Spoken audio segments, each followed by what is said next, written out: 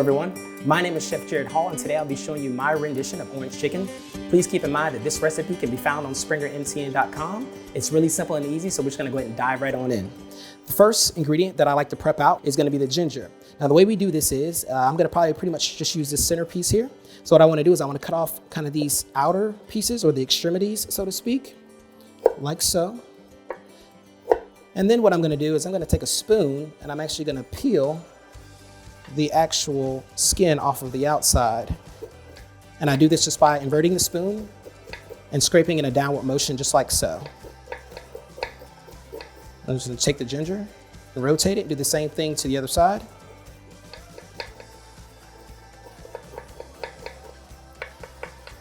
And that looks pretty good to me. So now we're gonna go ahead and discard the skin. Now what we want to do is we want to take that ginger and we actually want to cut it into planks, so to speak. And the way we do that is we take the ginger, just cut it up into thin strips like so, as thin as you can get it. I'd say maybe 1/8 or even 1/16 of an inch if you can get that. And then we're going to turn it sideways and do the same thing on the other side. So you want to take these and just stack them right on top of each other. We'll be fine. Cut these down to smaller pieces and then start to mince them. So I want to just come straight across all of the pieces like so.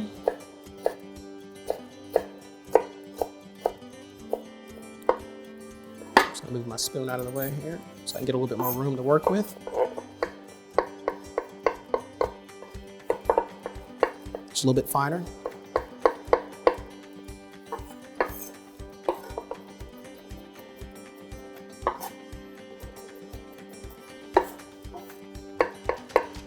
And this actually looks to be about right as far as the fineness in which we want this ginger to be.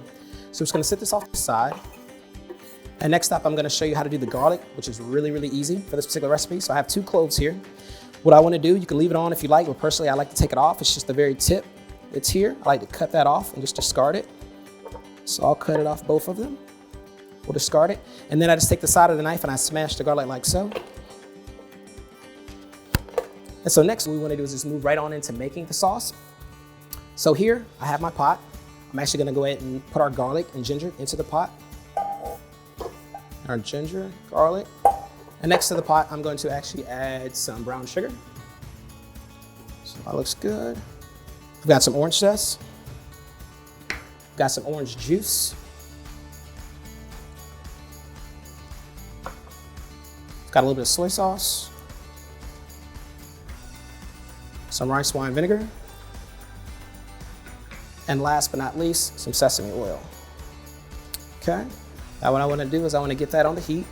And I'm actually going to whisk this a little bit so everything is kind of incorporated. And while we're waiting on that to come to a boil, I'll show you our next step in the process, which is going to be to go ahead and drop our chicken in our grease. So here I have a pot of oil that's already been preheated to 350 degrees.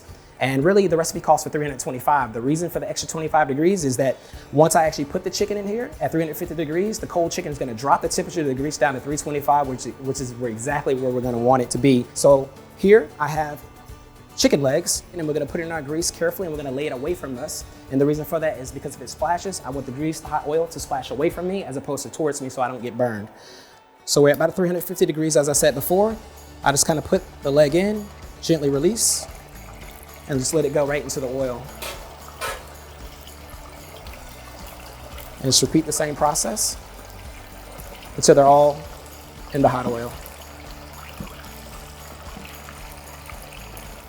And while that's working, we're gonna remove our gloves here so there's no cross-contamination. I wanna go ahead and toast my sesame seeds for this recipe. And so here, I actually have equal parts black and white sesame seeds that I'm gonna use for this recipe. I'm gonna put them into my countertop oven at 325 degrees for about 8 minutes until the white ones are nice and golden brown. All right, everyone, our items have been working for about 8 minutes or so. We've got our sauce simmering, we've got our chicken going in our hot oil. We're gonna turn around here, we're gonna check on our sesame seeds. They should be about toasted right where we want them to be. So I'll grab my towel here and take these out. And as you guys can see here, these are beautifully toasted. And the way you can tell is if you look at the white ones, they have a beautiful golden brown color to them. I'm just gonna put these back inside. And at this point, we want to check on our sauce and our chicken. It's been going for a little while, and we're starting to get some wonderful caramelization and some golden brown color. I'm going to give that just a couple more minutes. I think we'll be there. But in the meantime, what I want to do is I want to go ahead and make a slurry for my sauce. So we have our cornstarch here. I'm going to add that to our bowl. We have a bit more orange juice. And we're actually going to take our whisk, and we're going to whisk this till it's really well incorporated. And basically the main thing you're looking for here is no lumps whatsoever from the cornstarch. You want it to be completely dissolved. So now what we're gonna do is we're gonna slowly pour this into our pot while constantly whisking. So we're just gonna pour this slowly, just a little bit at a time. And it's gonna bring the temperature down, which is fine. But once it comes back to a boil, the cornstarch slurry mixture will start to thicken our sauce, which is exactly what we want. All right, so while that's coming back to a boil, we're gonna make our spice mixture. So we're gonna start with our ground ginger. Put that in a bowl like so. We've got some granulated garlic powder and some granulated onion powder. And just using your hand, you don't have to necessarily use a spoon or anything fancy. We're just gonna kinda incorporate these. And using my fingertips, I'm kind of pressing it together to really break down some of the clumps that's in the ground ginger. We're gonna go back and check on our sauce. So that looks to be about where we want it to be. So we're gonna turn that off. And now we're gonna check on our chicken. Grab one of these guys here. And you actually wanna make sure that the thermometer goes in at the thickest part of the chicken, because that's gonna be the part that took the longest to cook. So we're just gonna stick it in and try not to hit the bone either, or else you'll get a false reading. And as you can see there, we're above 165 degrees Fahrenheit. So that's perfect. So at this point, we're gonna remove our thermometer and set it off to the side. And we're gonna go ahead and remove all of our chicken and place it here in our stainless steel bowl. That's good. And guys, please keep in mind that using a thermometer is the only real surefire way to know that your chicken is fully cooked. So you want at least 165 degrees Fahrenheit or higher. And at this point, we're gonna take that seasoning mixture and we're actually gonna use our hands.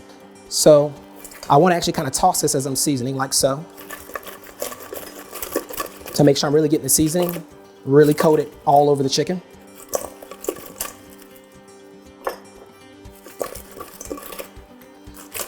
And that really looks good. So we're gonna sit the rest of that off to the side. And now at this point, I'm actually going to come over to my sauce and I'm going to strain it, season it, and I'm gonna add one more ingredient, which is gonna be our red chili flakes to give it a little bit of heat. So at this point, I wanna take my other pot that I have here, take our sauce, and that looks like a beautiful consistency. Our cornstarch has done exactly what we need it to do. We wanna just take our sauce and pour it through our fine mesh strainer. Absolutely gorgeous. And that's gonna remove, like I say, all the clumps such as the ginger, the garlic, and the orange zest.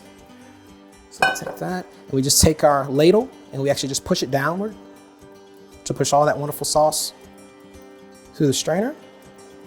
And at this point, we're actually going to season it with a little bit of salt. Push that in. We're gonna get it a taste to make sure we're on point with our salt. We're gonna go just a touch more. So that tastes fantastic. At this point, the residual heat from this temperature-wise is gonna bring out the heat in this, which is flavor as far as the red chili flakes are concerned. So we toss those in. Don't necessarily need to put it back on the heat to cook it. And that's what we're looking for.